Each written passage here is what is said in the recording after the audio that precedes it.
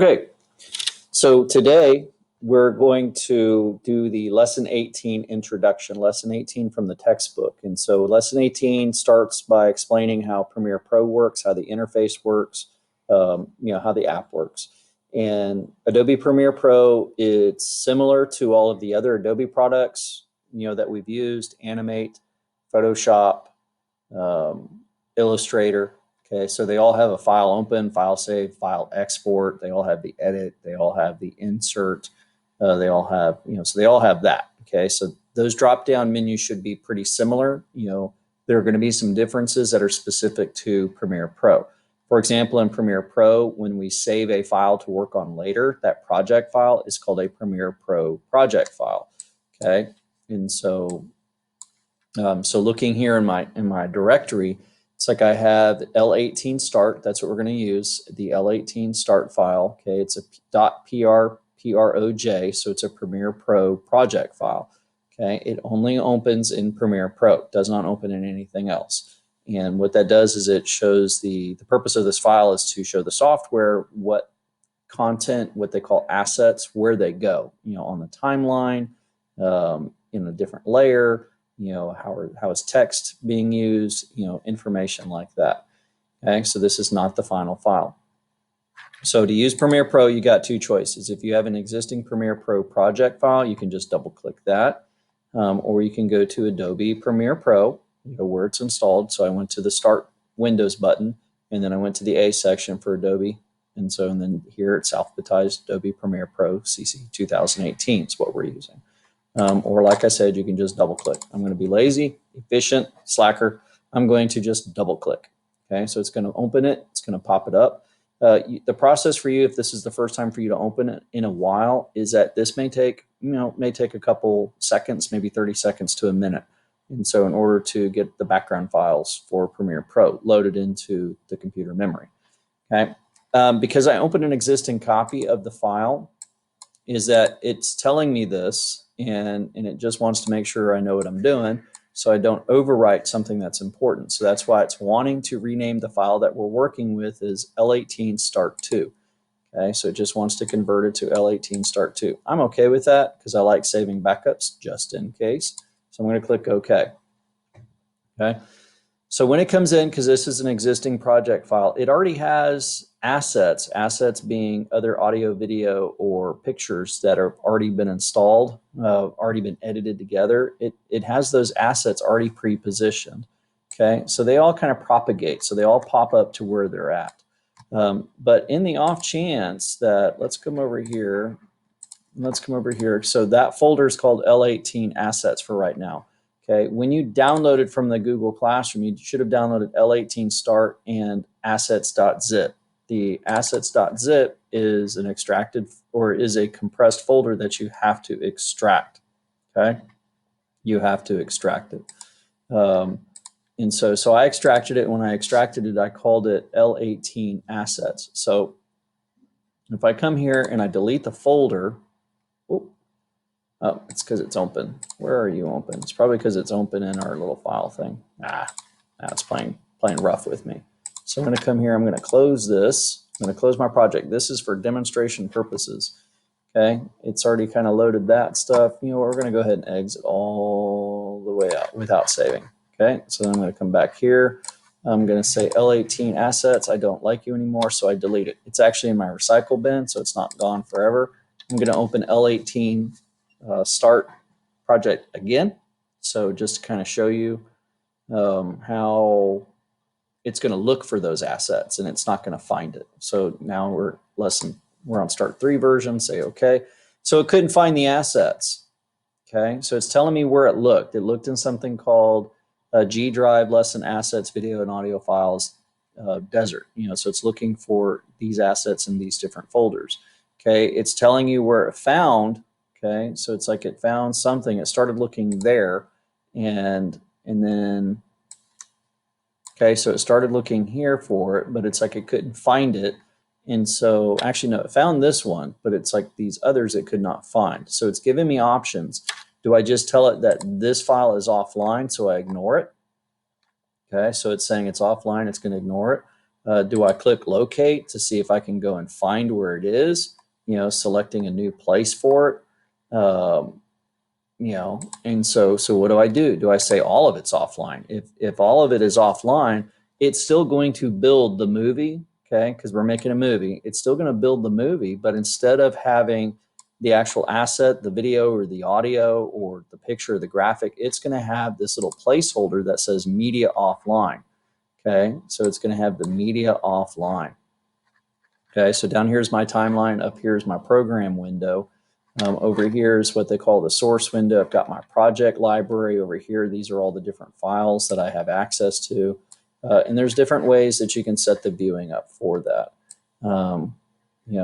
And so right now all my media is offline, and that's all that means. So you need to go and find it. Okay, well, I'm going to go and restore it. So I'm going to go ahead and close that out without saving. I'm going to go back to my recycle bin. I'm going to go find my L18 assets, going to do a right click, going to restore.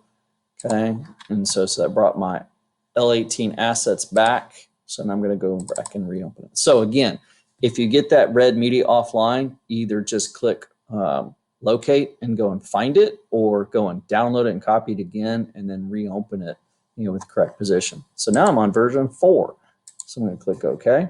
It should find all my assets, because it's going to start looking in the folder that my project file is located, and then using the names that it knows it's looking for, it's then going to copy all of that stuff down. Okay, so here we are. Okay, so I've got that. I've got a timeline scrubber. Okay, so I can view the timeline. Let me get my picture up here a little bit. We'll put it right here. Hey, okay. So I got my different views. I've got my different tools. Okay. Again, you got that window, workspaces. You can reset. You can change the way that you can either customize, or you can, here's the audio setup. Like if I was just doing audio, got little audio mixers. Okay. So you can change how your workspace looks. Okay. And so I'm going to go back to editing. Okay. All right. And then I'm going to go to, so in Workspace, where's the reset? Here's the reset to save layout. So I recommend you don't save your changes. Okay. And so you can edit your workspace. So, but if you were to delete something or shrink something, is that, you would be able to go and reset your workspace. Okay. And so follow the book. Okay. Whoops. Let's go back to, what did I do? I went to effects. Now it's got to catch up. Move my picture back down here. Okay. And so, sweet. No, editing. There we go. So I like the editing. Okay. So, but again, go through the book. And why did you end up there again? Go back to the book. To follow the steps in the book. All you're doing is using the timeline indicator to scrub. You have the ability to zoom in and zoom out into your timeline. So look at that.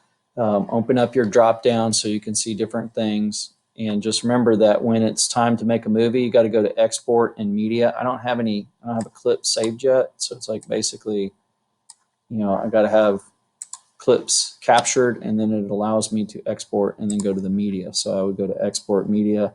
It's going to pop up. You got to pick your format. H.264 is the new video format that they like to use for the web. And so it's a version of an MPEG. MPEGs are a compressed audio or compressed video. If you want to save it as a raw video file, that's an AVI. Okay.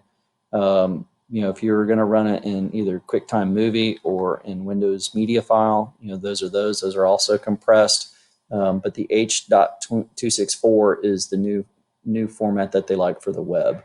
And so you can save it as an animated GIF, but it would be huge depending on your movie. And then you just click export. Got to make sure you got the correct name for it right here on output name. And then you click export. Okay, I'm going to cancel. I don't need that. You got the edits. Clip, sequence, set up sequence markers, graphics. That's when you're adding what they call the titler screens or title screens. window. Again, it's like if you can't find it, like you can't find your libraries, you just click it and it'll open that up. Okay, and so so you always have the option to go in if you can't find something. Okay, you got your little playhead controls, for your video. So it's like I got play, I can rewind, I can go forward. Okay, you got standard audio controls down here. Different tools. You got little razor tools, so that way you can be cutting, your clips. So then that way, like if you need to remove a clip or slide things over, slide things back, you have all those options. You can, create title screens, all that fun stuff. Right, and then they used to have little mountains that would be your zoom in and zoom out. And so that's kind of changed in this format a little bit. Okay, but there's ways to zoom in a little bit closer. You can see all the peaks. Okay, so you can see all the peaks in the audio. Okay, so that way it's like you can do some audio work. You just zoom in. Okay, right click. And see what right click does. Okay, so you have a bunch of different things. You can unlink audio and video files together. So like if you need to delete the audio to a track, so like if I come here, let's stop this, stop. So if I'm here on this track, I can do a right click, unlink. Okay, so it now treats the audio and the video and the audio separately. Okay, so I can, for example, I can delete that audio track. So like if I'm trying to, I don't want to take the audio off the camera because maybe it's all bad. And so I'm going to splice in some other audio or maybe play music in the background. So then that way I can do that. See, because these two are not unlinked, so they're still together. So that way, so that's why it's like when I click on one, I get both. Okay. Just remember, if you screw something up, edit, undo, edit, undo, edit, undo, edit, undo, and edit, undo, edit, undo, and that should have been everything I changed. And so that took away all the cuts and all the deletes that I did. Okay. Questions, ask. Use the book, play with the video. Okay.